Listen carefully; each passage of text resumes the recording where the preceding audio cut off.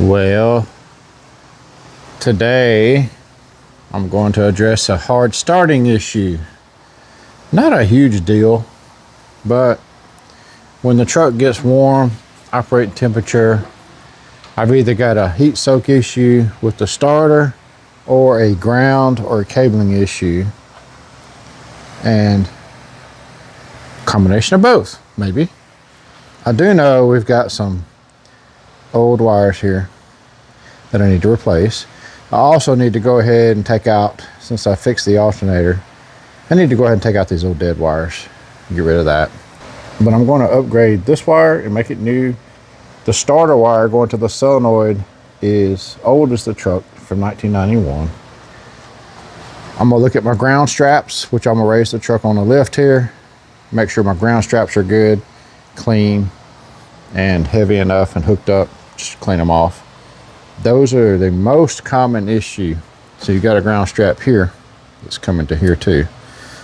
But when you start having starting problems, hard starting problems when it's hot, I got a friend of mine, Josh, AKA Country.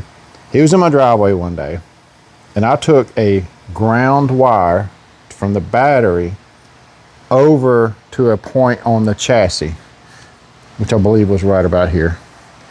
And while he was trying to start the truck, we got spark. You should not have that. And all we did was hook a wire up here and fix the problem.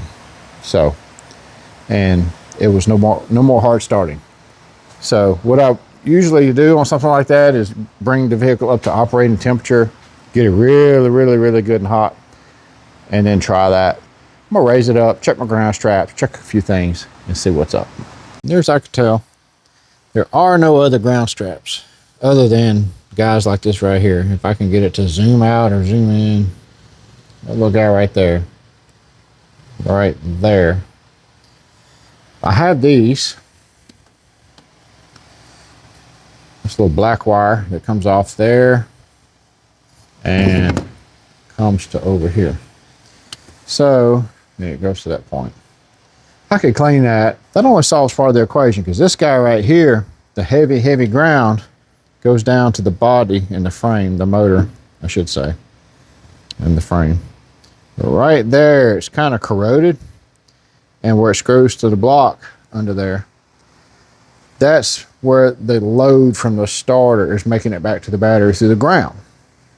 You know, because the starter is grounded to the engine, it's bolted to the engine, and the engine is getting back to the battery here.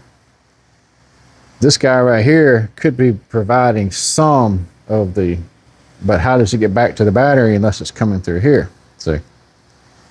So this wire right here is probably my culprit.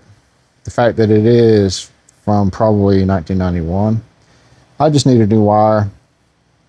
It goes, you know, they have part of it, Ford has part of it trimmed off where it goes to the frame, and then the rest of it is actually bolted to the engine. So I went to O'Reilly's, spent $37. Again, want to show you the copper is turning green in that one. You know, well, imagine what it's doing in here, creating resistance, right? This one is not so bad, but you know, we had a little bit of, I don't think this is original. This has been replaced. This is probably an AutoZone or whatever, O'Reilly's. Now I went ahead with the red. Now this was too long, and so I went ahead and shortened it a hair. This is a 10-inch versus a 12-inch. This one, in black, is the ground, and it's got a little handy offshoot right here, which I may just use what was on there. These are roughly the same length, but you can tell I don't have that little strap in there, right? So the easy way to get that is I'll flatten this dude back out, screwdriver in there, pop it out, cut back a little bit in here, wherever it needs to be cut, and that'll be back to normal. Because what's happening is, it's about 8 miles to the gym from here, Planet Fitness or Fitnay or whatever y'all want to call it. 8 miles. You'll get there, cut it off. Immediately I try to start it, and it's really hard starting. Starter drags, just if I make a sound, like that, and so,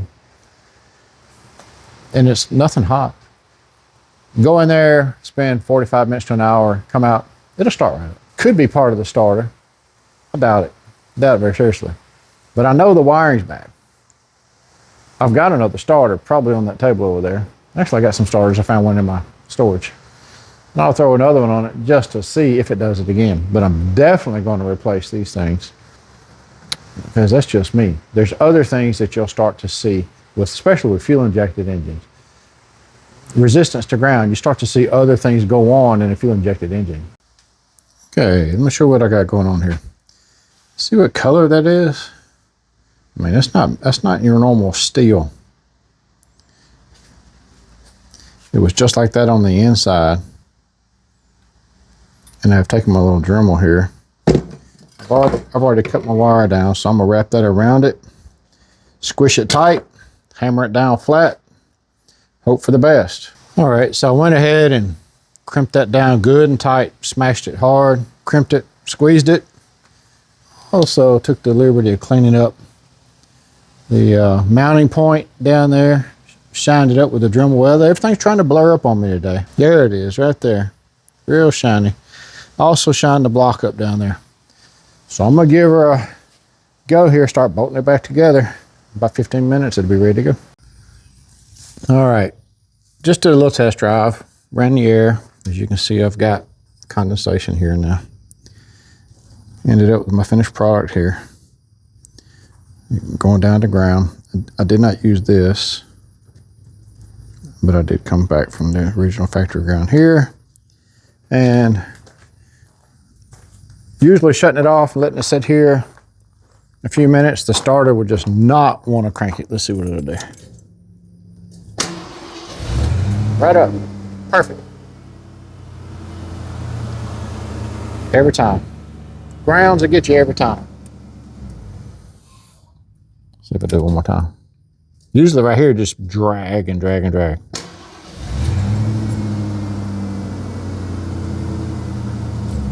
Perfect. All right. So it was not the starter. It was the grounds as suspected. I almost thought about replacing the actual starter wire itself going down there. $37. Probably didn't have to fix this one. It was newer than the truck that was on it. This one's probably the original equipment that was on the ground. So, you know, but I like red hot. I'm doing it. I'm here. Get it done, right? You're wondering what some of this extra is? Battery tender connection. So have amplifier in the seat, behind the seat, and of course factory ground. I'm just running over here. My next thing is to go ahead and just gut this extra old alternator wire out of there and be done with it. Clean her up, and she's ready to go.